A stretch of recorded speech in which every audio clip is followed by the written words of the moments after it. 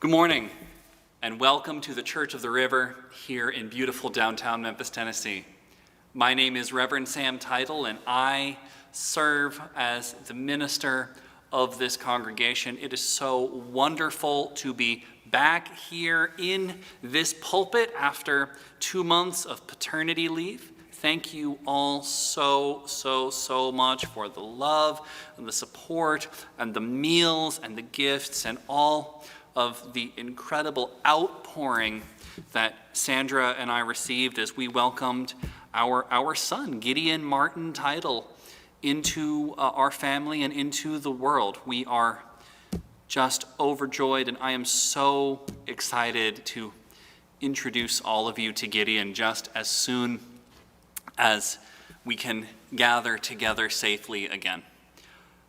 If you would like to learn more about our congregation and about what is going on in the life of our congregation, stick around after the worship service today and you will see information on your screen that will tell you everything you need to know and will help you sign up for our mailing list if that is something that you're interested in. And if you would like to stay really up to the minute, up to date, then a really good way to do that is to follow us on Twitter and Instagram and like us on Facebook. With no further announcements, our worship service will now begin. We gather together to worship this morning, looking for a place that feels safe. We are looking for a place to cast off the weights of this week and for our souls to be fed in a way we may not even know we need. We enter into this new year with joy at Reverend Sam's return to us, with cautious hope for the year, and also holding uncertainty about what comes next. Here in this community, we bring the fullness of ourselves to worship. We move in gratitude for the ability to do so, and we make space for the living God to meet us right where we are. Come, let us worship together.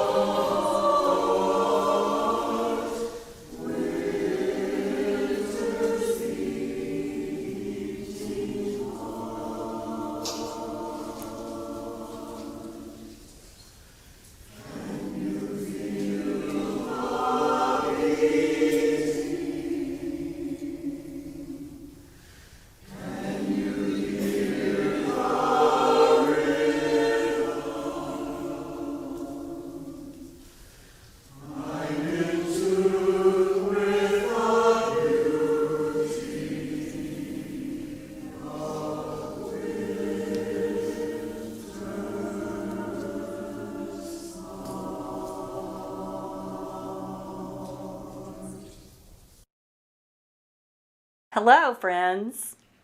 This week we're talking about big feelings, and specifically this week about anger and what we do with those big feelings. I have a book to share with you called I Was So Mad. It's written by Norma Simon and illustrated by Dora Later. I get mad sometimes. Do you get mad? What makes you mad? I get mad when I try to tie my shoe, and I try to tie my shoe, and the more I try, the less it ties. I give up. I get so mad, and my mother helps me. I get mad when somebody makes my room a mess, and my mother says, "You clean up that mess. It's not fair." I get mad and I tell her so, and she says, "Make them help you next time." I get mad when the boys say, "You have to be the mother. You stay home and take care of the children." That makes me so mad. I can be a cowgirl or a policewoman, and I say so too. I get mad when I work on a building all morning and somebody comes along and kicks it down. I don't care what's bothering him. I just get real mad. I feel like kicking him, but I don't. I get mad when the teacher says, "How do you know you don't like grape juice? Just try a little." I know I don't like grape juice. Why do I have to try it? I just get mad. I get mad when somebody says, "I bet you can't do this trick," and I know I can't, and I wish I could. I just get mad, and I practice it when they're not around. I get mad when I remember the time I wet my pants. Everybody teased me. It was awful. I was mad at all of them. Didn't they ever have an accident? I get mad when I'm not even tired and my mother calls, "Rest time." Whether I want to or not, I have to take a rest. I get so mad. I'm too big for resting. I get mad at my dog when he barks at kids on bikes. Barking really scares kids. I yell at my dog because I want him to be good. I get mad at my cat when she runs across the road and I see a car coming. I get so scared, I want to spank her. "Bad cat, you could be dead," I say. I get mad when I'm always the first one to come in. I hear everyone playing outside. I want to stay out as long as they do. I get mad. It's the one time I don't want to be first. I get mad when my brother goes to the ball game after supper and I have to go to bed. I get mad. I stay awake until he comes home and he tells me all about it. I get mad when company comes to see the new baby. Fuss, fuss, fuss. Nobody talks to me. What's so great about a baby? I just get mad. I get mad when it's supposed to be swimming day and it gets cloudy and it pours. Nobody's happy. I get mad and I hop around in the rain in my bathing suit. I get mad when the teacher picks on me. She blames me for something I didn't do. That ever happened to you? What do you do? I get so mad. But she believes me when I tell her what happened. I get mad when I write my name and I know how it should look, but it looks wrong. My father says writing isn't easy. I just get mad. I get mad when Grandma won't let me see my favorite TV show because I didn't eat all my dinner. She means it too. I get so mad, but most of the time I like her. I get mad when somebody breaks my best toy and doesn't even act sorry. I want to cry. I get so mad I wish I could break his toy. I get mad at people who point fingers and tease me. I want them to go home. I get so mad. I hate to be teased. My mother says it's not bad to get mad. Everybody gets mad sometimes. I'm not bad when I'm mad. Some things just make you mad. My father says when he gets mad, he feels like a firecracker going off or a balloon popping or a volcano exploding all over the place. It's not bad to get mad sometimes. He sings a song about it.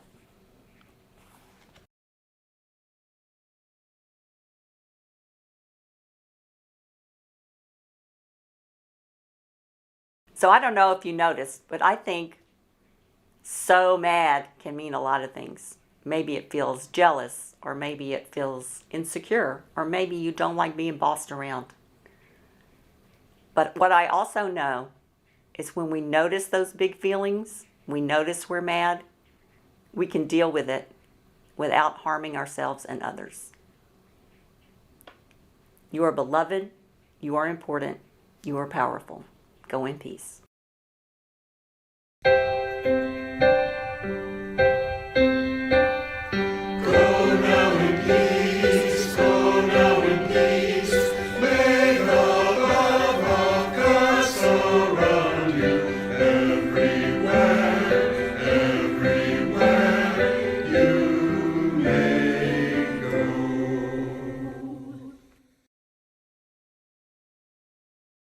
I will silence the music of your songs. The sound of your lyres shall be heard no more.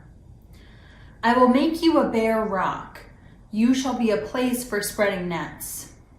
You shall never again be rebuilt, for I, the Lord, have spoken, says the Lord God. Thus says the Lord God to Tyre, shall not the coastlands shake at the sound of your fall, when the wounded groan, when slaughter goes on within you? Then all the princes of the sea shall step down from their thrones. They shall remove their robes and strip off their embroidered garments. They shall clothe themselves with trembling and shall sit on the ground. They shall tremble every moment and be appalled at you.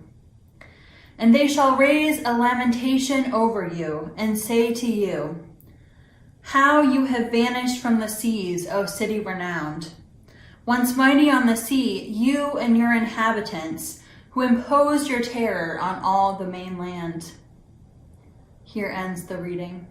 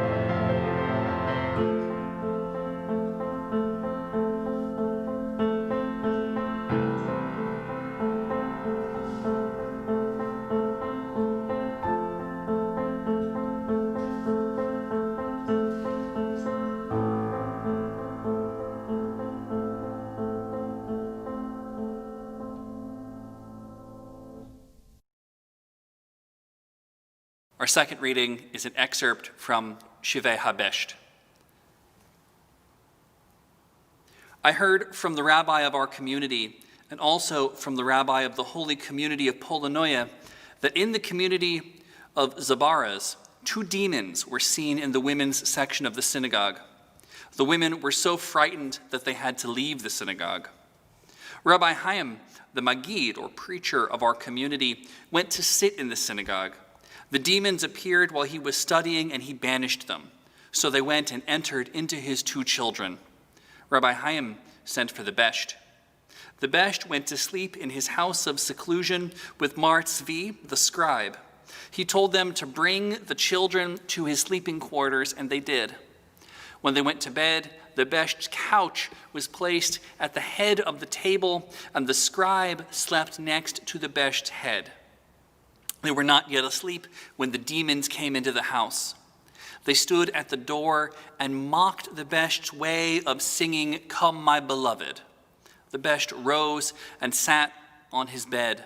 He said to the scribe, "Have you seen them?"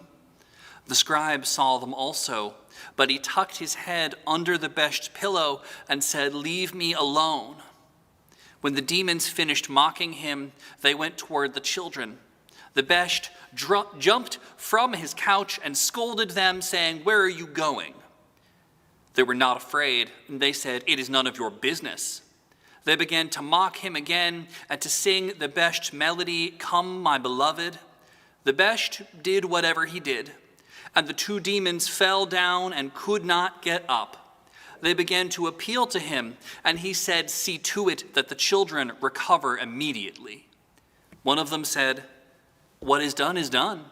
Since their internal organs are injured, we came to finish them off. It's their luck that you, sir, were here." He asked them, "How and why did you go to the synagogue?" They answered, "Because the cantor who used to sing in the synagogue, the one with the bass voice, was a great adulterer.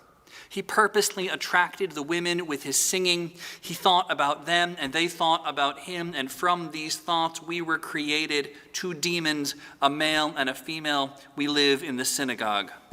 The Besht gave them a place at a certain well where human beings did not go.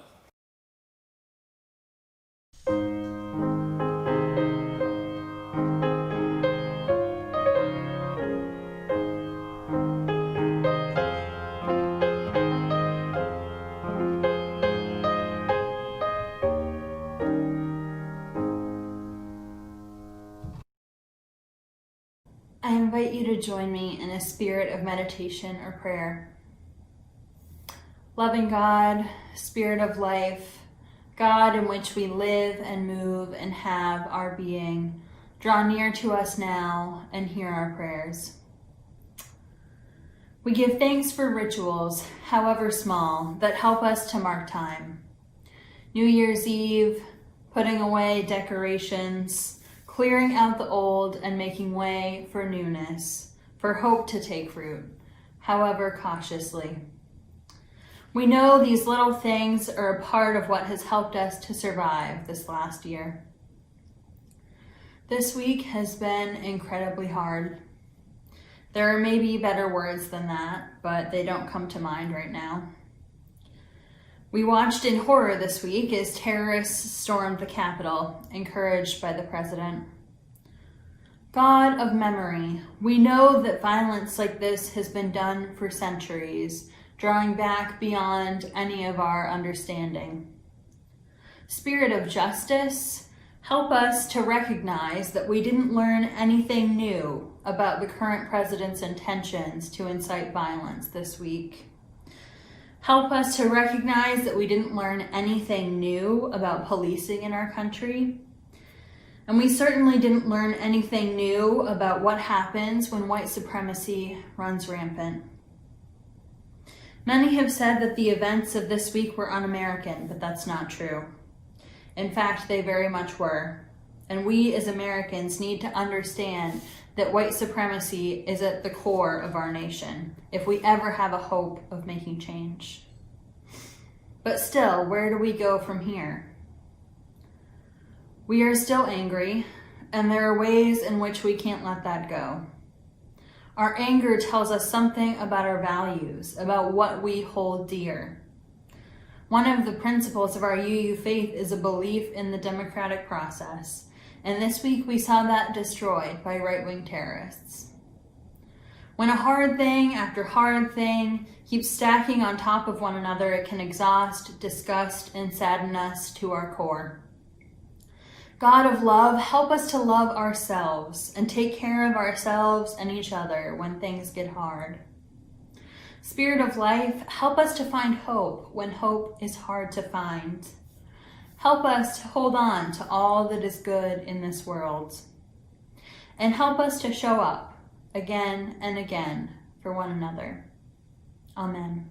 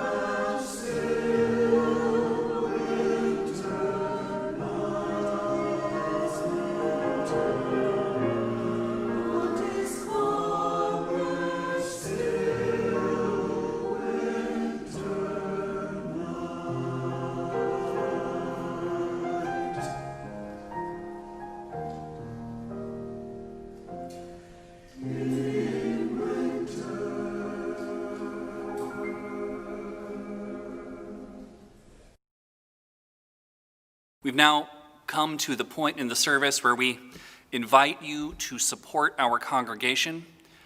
One of the ways you can do that is by giving financially to our offertory. The instructions will be shown on your screen.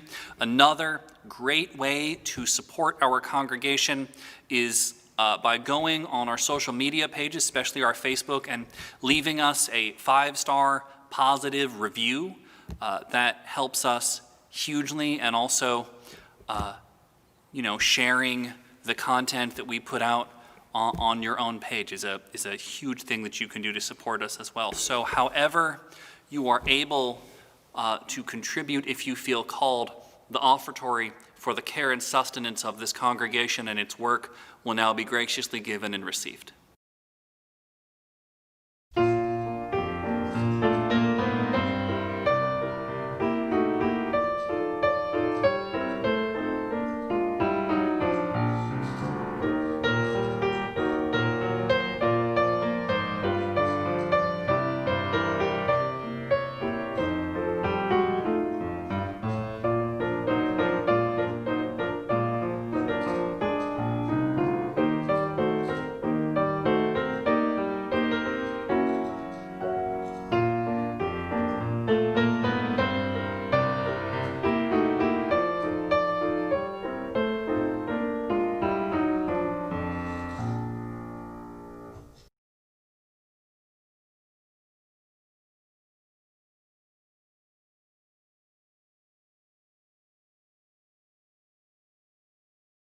Oh, my friends, it is so good to be back here in this pulpit. As I said earlier, I have been on paternity leave since October 28th, 2020, when Sandra and I had our first child, Gideon Martin Teitel. Gideon is beautiful and he is thriving, and I'm just so excited to introduce him to all of you just as soon as it is safe for us to gather together again. Gideon is named after a biblical hero who was born into a very difficult time and who rose to meet the difficulties of his time with courage and curiosity. I guess that's a lot to put on a kid, but I don't know. I think he's up to it. I might be biased, but I think so. And this is a difficult time. I feel like more often than not when I preach behind this pulpit, I say this is a difficult time, but these past few days have been particularly difficult. And right now, so you are watching a recording that was made on Friday, January 8th. My prayer is that the tragedies and the outrages that I'm about to be talking about are still the tragedies and outrages most immediately on our hearts by Sunday the 10th. This past Wednesday, January 6th, 2021, our nation's Capitol building was invaded and desecrated by domestic terrorists. They had been encouraged to go there by our president, Donald Trump. They were carrying Trump paraphernalia and Confederate paraphernalia. They were shouting Trump slogans. It was a hideous moment in our country's history. And so much has already been said about this event, and doubtlessly more will be said. So what I want to do is I want to tell you all this story that I believe speaks to the moment that we are in. This is a very old Jewish story about one of the greatest rabbis who ever lived. And, I, as a Jewish Unitarian Universalist, this is the kind of thing that I turn to when I am feeling the fear and the doubt that I think a lot of us are feeling. And so my hope is that this story might provide you with some of the guidance and comfort that it has given me. But a little bit of background before we get to the story itself. This is a story about an exorcism. While I was on paternity leave, I picked up this book, the Penguin Book of Exorcisms. Penguin Classics does these great compilations that I like to call the evil stuff compilations. Like, there's the Penguin Book of Hell and the Penguin Book of Witches, and they just came out with a Penguin Book of Exorcism. So of course I picked it up. How could I not? and I got super into it. I was especially interested in how widespread exorcism narratives are, right? We think of them as being sort of a Christian or Catholic phenomenon, but many religious traditions all over the world have stories about exorcisms because it's a spiritual truth that sometimes a person can feel like they are carrying around something deeply negative inside of them. And, we might call that thing a demon or a devil, or, I might want to call that thing hate or anger or malice or, a harmful motivation. But this can happen, and that this force can get into a person, and it can hurt them. And hurt the people around them, and they just can't seem to get it out on their own. And it's so amazing to me that religious traditions all over the world recognize that one of the roles of religious community is to help that person and to help them free themselves from this negativity that has attached itself to them, or that they have attached themselves to. And so, given the state of our country and of our world, I think a lot of us might sort of feel like this, like we are carrying around something like this. I sometimes feel like our whole country is carrying a lot of negativity in its heart. We are living through this pandemic that is killing thousands of people every day. We're living in a time of division and violence and a breakdown of public discourse and of civic leadership. I want to really quickly, I'm going to show you guys a picture.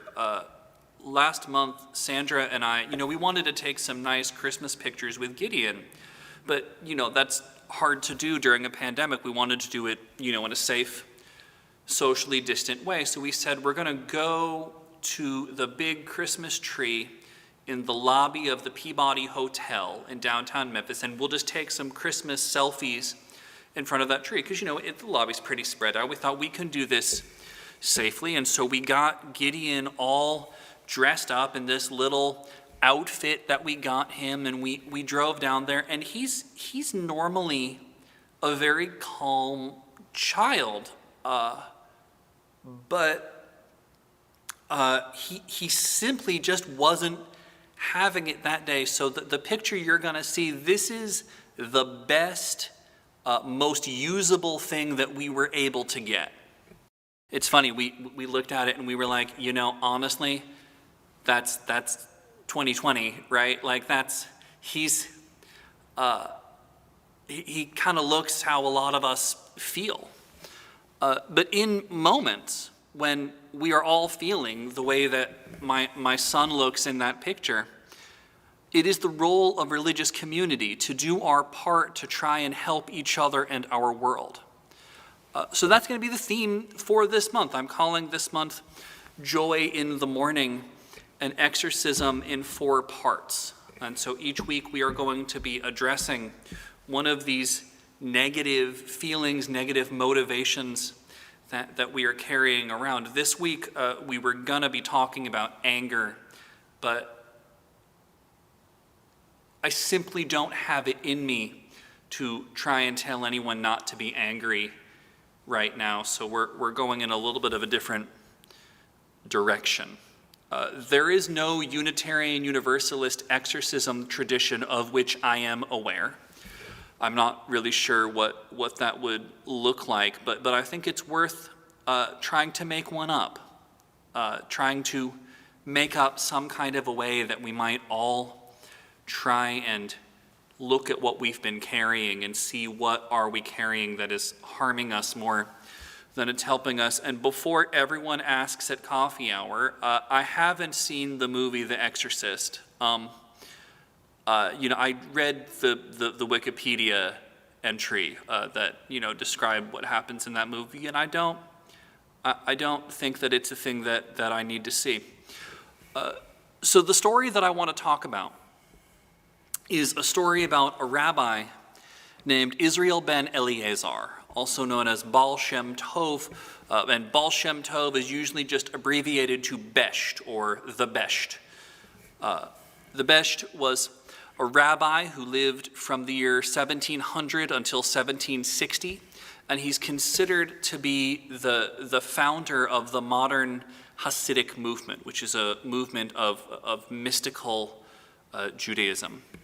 And the Besht was known as somebody who could perform miracles.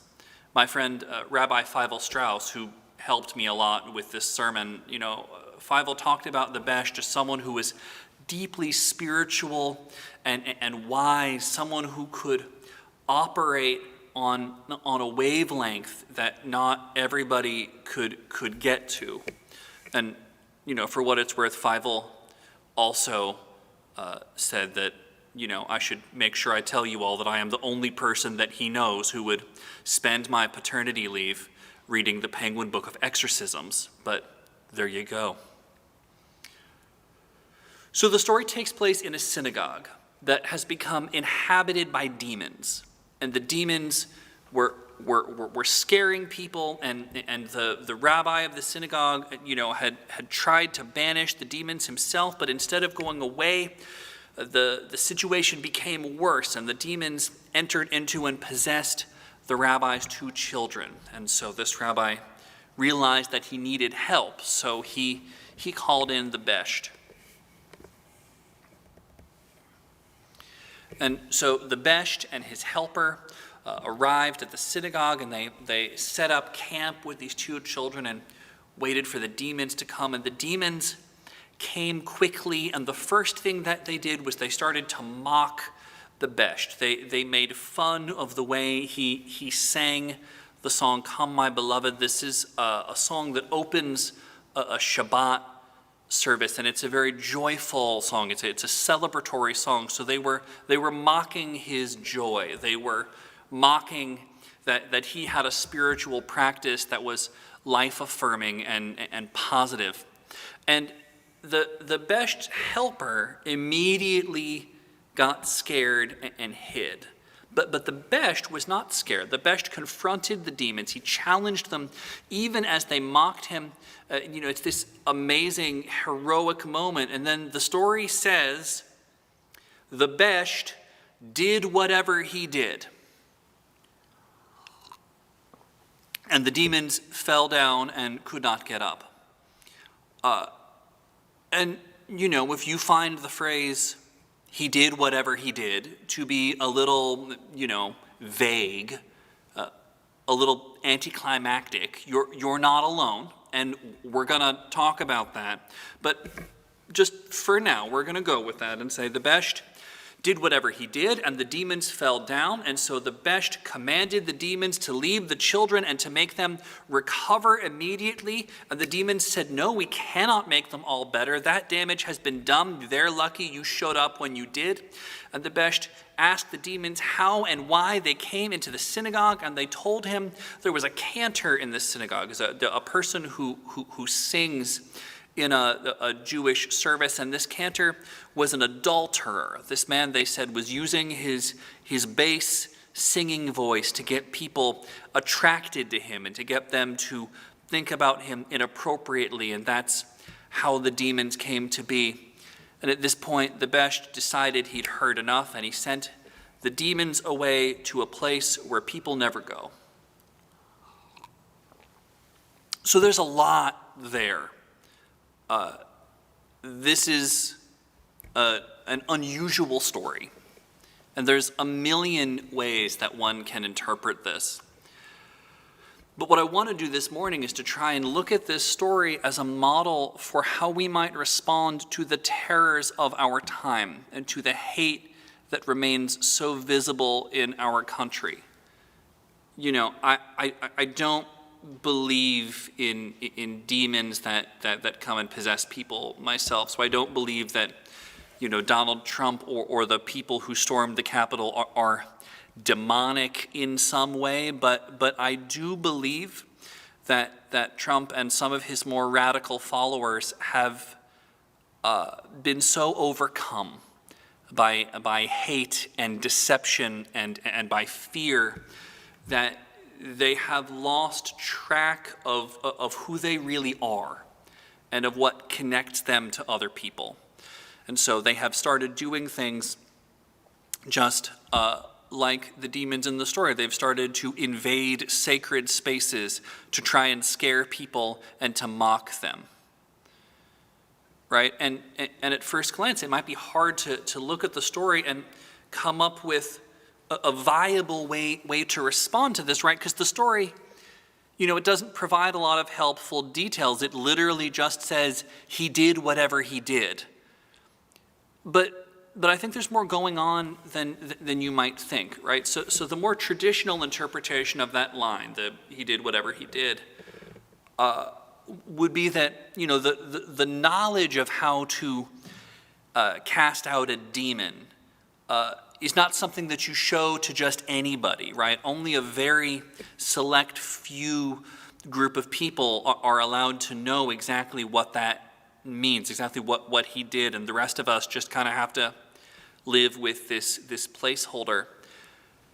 But I think the other reason that it says that is that that's not the point of the story, right? The mechanical details of how this process worked, that's not why the author thinks that we need to know that this incident happened, right? And it's interesting when you think about, the gospel stories about Jesus, whenever Jesus pulls a demon out of somebody, they never miss an opportunity to tell you about every little thing that Jesus did, because the point of those stories is to show you how powerful Jesus was and to communicate everything that he was able to do, right? The Gospels would never say Jesus did whatever he did, right? The same way that, you wouldn't have a comic book that showed something terrible about to happen and then just said Superman did whatever he did, right? But the point of this story is not to show us how awesome the best is.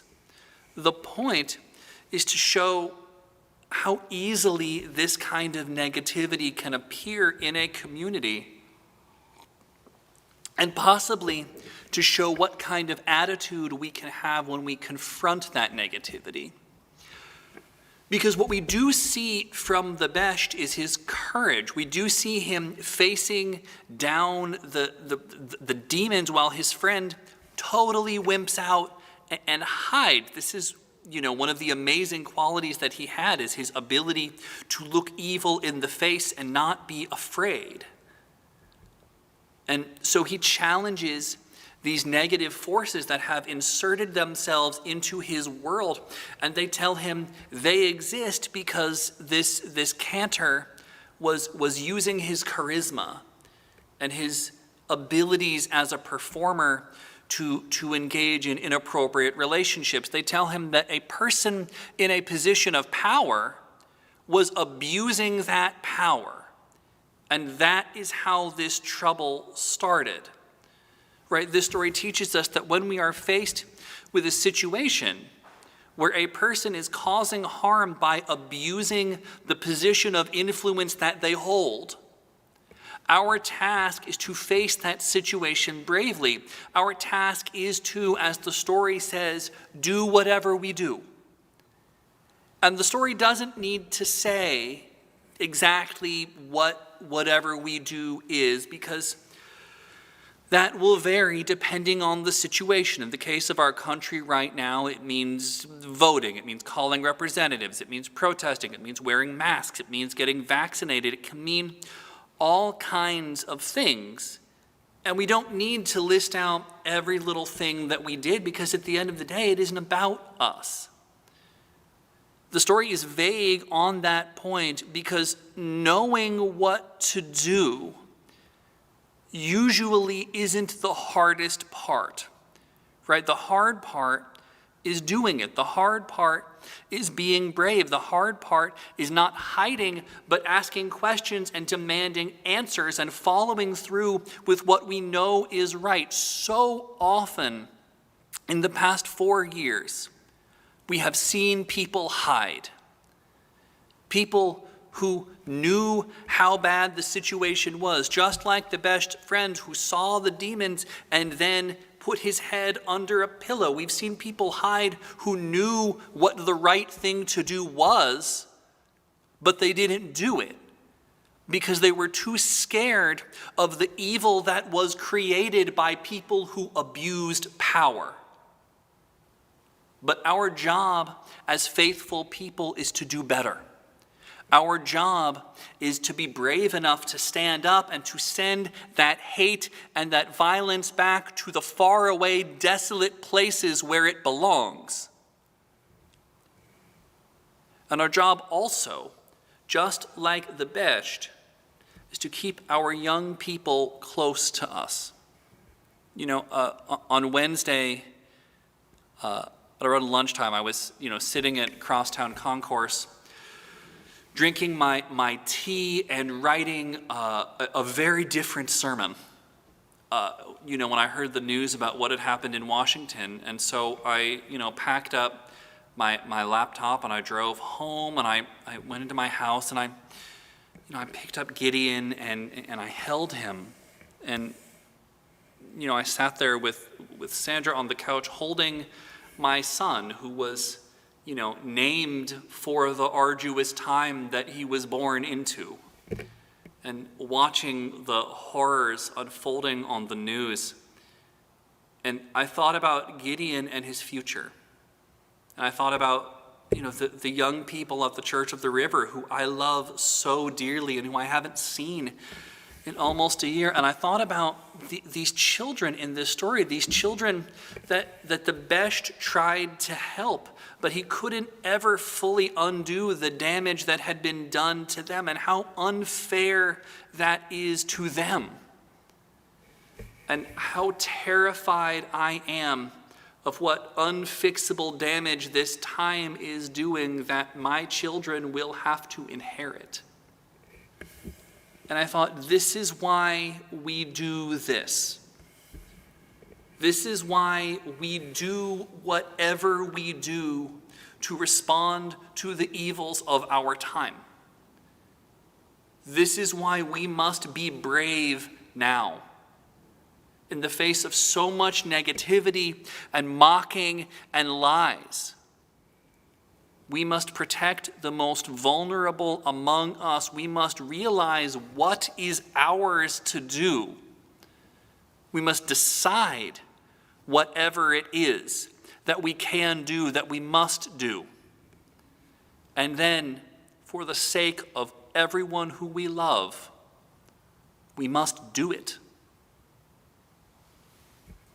Amen.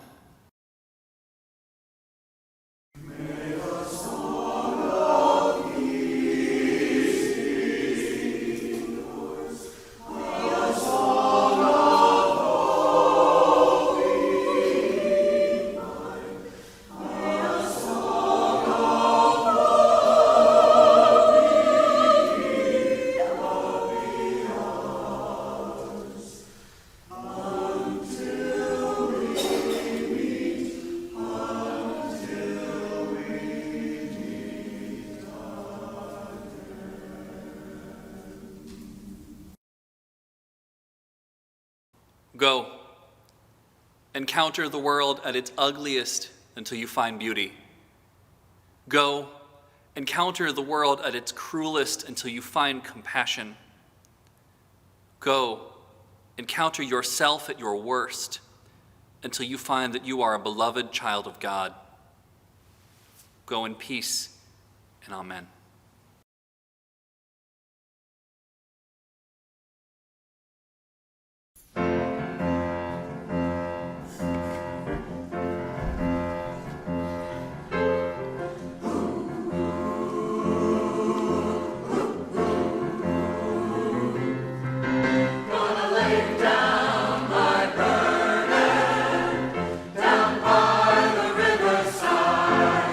Down by the riverside,